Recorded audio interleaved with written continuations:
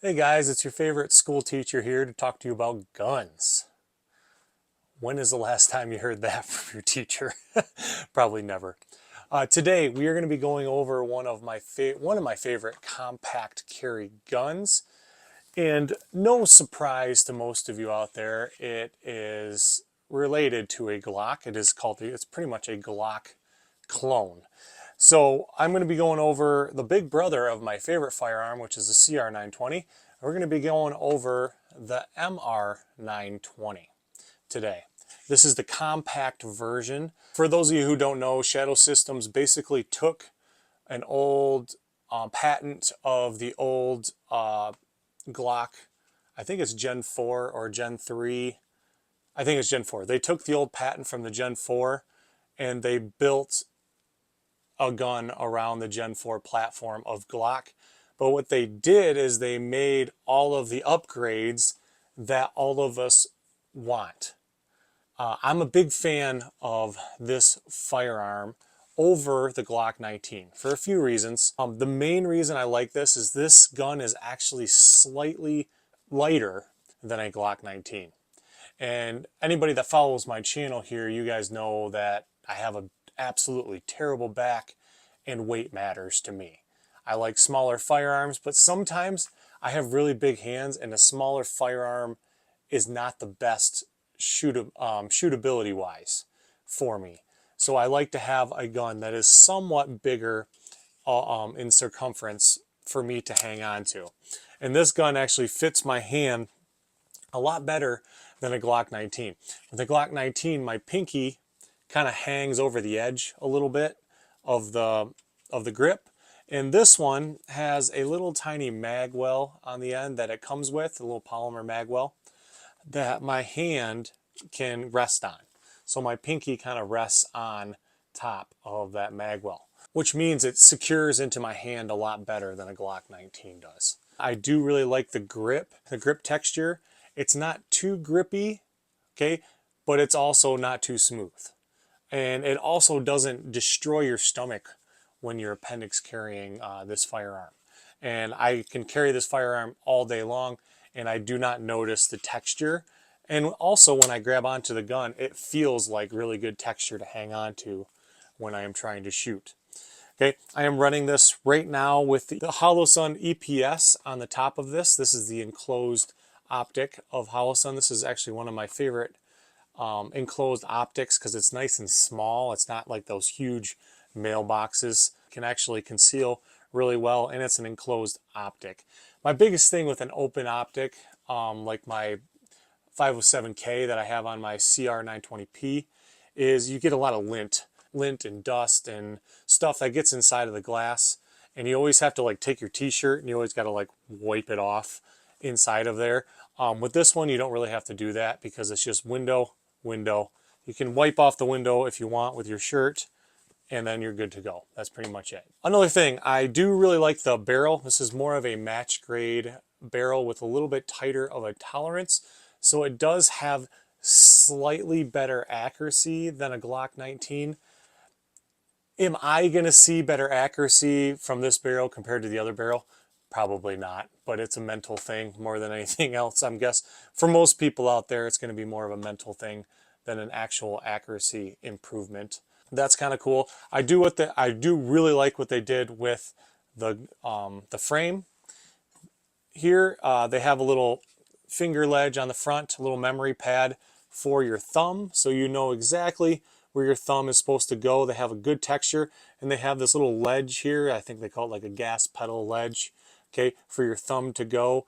It's supposed to aid you in recoil, even though it doesn't really aid.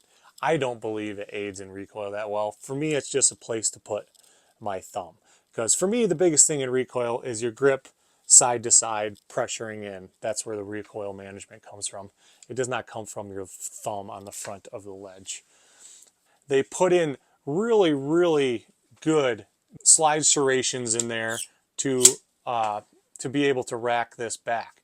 What I really like about this is if you go one way, serrations, okay, they're really nice and soft, but if you come back the other direction, they're nice and sharp for you to grab onto when you're coming back.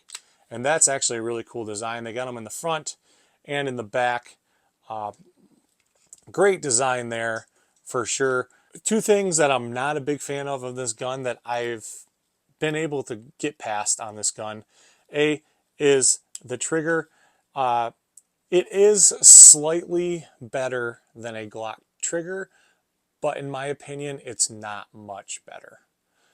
It still has that really defined wall in there. It's exactly like a Glock trigger in every way, shape, and form. The only difference is it's a little bit flatter faced of a trigger. The one thing I can't stand about these triggers and all the shadow systems is that pointy trigger shoe in there. This is clear, by the way. There's nothing in here. So if I'm pulling the trigger, don't freak out. Is that pointy thing. If you get your thumb too low in there, you're going to feel that point on there when you're pressing it. I've noticed the difference when I was firing like 300 rounds in a row. I started to feel that pointy edge of the trigger. If you're only firing like a box or two of ammo, you're not going to feel it that much. It's not going to be that big of a difference. But that's kind of a small thing for me. And the second thing I can't stand about this gun is this slide lock, slide release. And the reason is, I don't know what it is about this gun, but I have never once been able to get this to lock back on the last round. Okay, I don't understand why this happens on this gun, but not my CR920. But when I get my grip up there and it's riding on top of that ledge, it goes forward into battery every single time, and it does not lock back on the last round to tell me that I'm empty. And then you hear that click. Not a big fan of that with this one. And I don't understand how this one can do that, but not my tiny, tiny little CR920. It locks back every time. I am planning on cutting this completely off except for the very top here. And I'm gonna make it really, really short on the top. So every time I grip it like this, it's missing my hand. So maybe I can get it to lock back on the last round. I do like that it comes with all different kinds of back straps. I use the large, I'm using the large back strap. The large back strap is like a Glock 19 type, a Glock style back strap basically.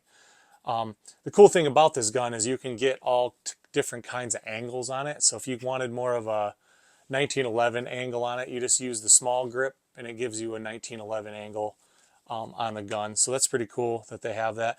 It does come with really nice night sights. I think these are Ameriglow. Yep, Ameriglow night sights on there. And they do co-witness very well through the optic. And the reason it co-witnesses very well through the optic is because their optics cut is really, really deep in this gun. And because they cut it so deep, you're able to co-witness with standard height iron sights, which is actually pretty nice. You don't have to get the really tall iron sights in order to co-witness with that. Another thing, I don't really have this problem, but it does have a extra large beaver tail that sticks out even farther, so you're not getting slide bite coming back. It does come with two of the P mags here. They don't give you actual Glock mags. I wish they would give you actual Glock mags, but it is designed around the P mags here. And the reason they're designed around the P mags, I believe, don't quote me on this, but they have a little ledge on the edge here that you can grab it and strip it out. With the Glock mag inside of here, you can't strip it out. I'll give you an example here. So here's a Glock mag. There's absolutely nowhere to strip it out whatsoever. And then you put in one of the P mags, and there's a little ledge there that I can grip it and strip it out. Okay, you can do that. That is kind of why they designed it around that mag, is because for the stripping capabilities, which is good. But other than that, I absolutely enjoy this gun. A very positive part, I've heard this happens. I'm not really sure if it actually does happen, but they say if you use this in a justified shooting and this gun gets taken away, Shadow Systems will send you a new one, a new gun. I am not sure if that is confirmed or not. The downside to that is if you have an optic on it, you're probably going to lose that optic. They're just going to send you the gun. But that's really cool, Shadow Systems. They really stand behind their stuff. The only thing I did to this internally is I put a Ghost 3.5 pound connector in there to kind of smooth out the trigger pull. Okay, it's just a little bit less. The wall is less defined. It's more of a rolling wall now instead of an incredibly defined wall. I didn't like how solid their wall was when I got to it, when I first got this. This has about 1,000 rounds in it now. I kind of like more of that semi wall, but then it rolls right through the wall. That's the kind of trigger pull that I prefer. And I use the Ghost 3.5 pound connector in all of my Glocks as well. So that's probably the one thing I do internally on all of my Glocks is I do buy a Ghost 3.5 pound connector. Really, really nice. I am going to do a separate review on this EPS, this Holosun EPS optic here soon. But I just wanted to give you a little rundown of what my compact carry system looks like. I carry this inside of my Tier 1 Concealed Axis Elite holster, the non-light bearing one. This is not the gun that I use with the light bearing. If I do carry a light, I'm going to use the TLR7A on there when I carry this. And if I am going to carry this gun with a light, I am going to use my Tier 1 Concealed Axis Slim holster that does have the light variant. The really cool thing about these Shadow Systems guns is they fit all of your Glock 19 holsters.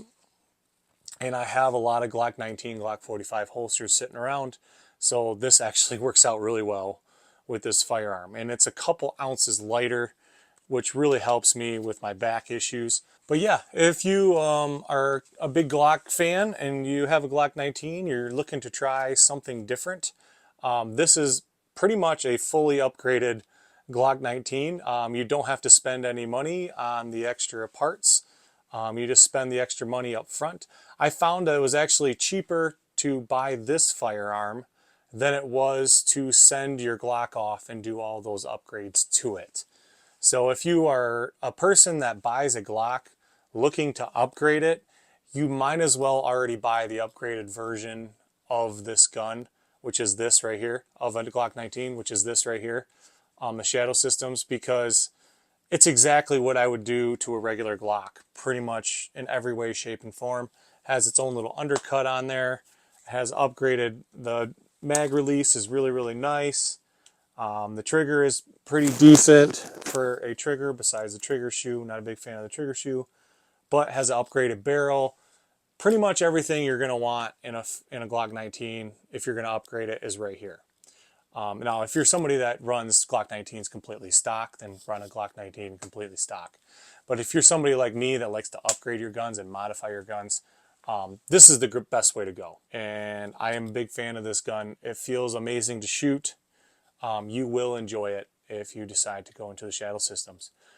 But thank you all very much for watching. I hope you guys all enjoyed this video. Remember to train hard, get strong, be a protector. If no one said they love you today, I love you guys. God bless you all.